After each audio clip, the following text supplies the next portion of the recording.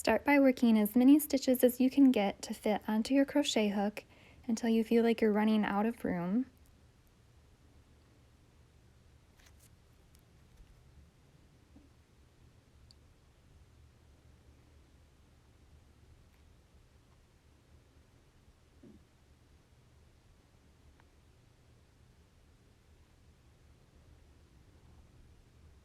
And then slide your stitches to the end of your hook and grab a stitch holder and slip the stitches from your hook onto the stitch holder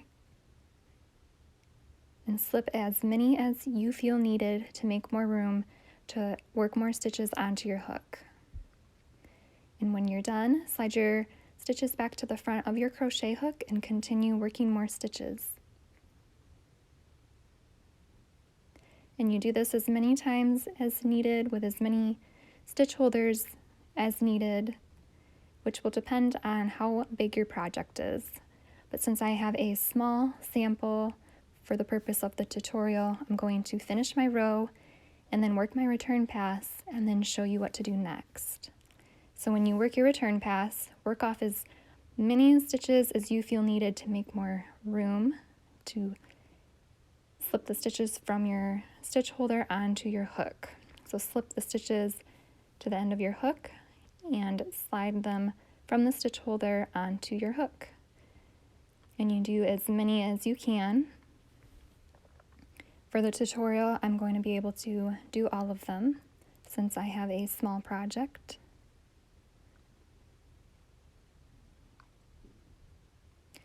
And when you're done doing that, you're going to slide your stitches back to the front of your crochet hook and continue working your return pass. And that is how you Tunisian crochet with a regular length crochet hook.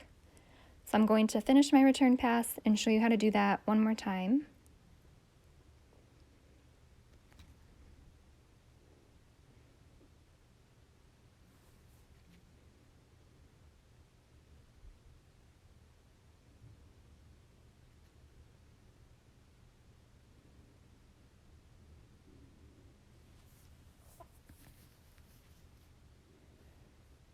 So you start by working as many stitches as you can get to fit onto your crochet hook until you feel like you are running out of room.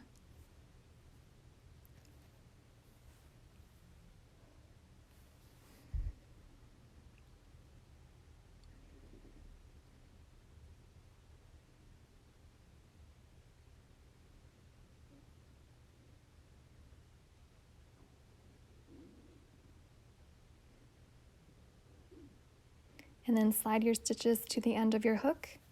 Grab your stitch holder and slip the stitches onto the stitch holder. And slip as many as you feel needed. And then when you're done, slip your stitches back to the front of your crochet hook and continue working more stitches.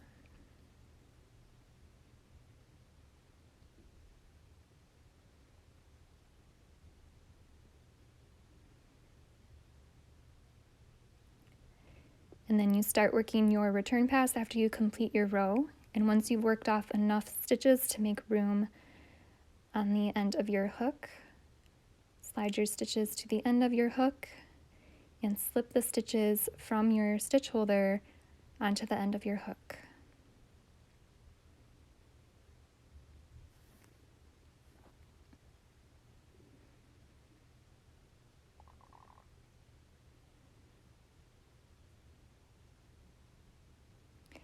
And when you are done doing that, slide your stitches back to the front of your crochet hook and continue working your return pass. And that is how you Tunisian crochet with a regular length crochet hook.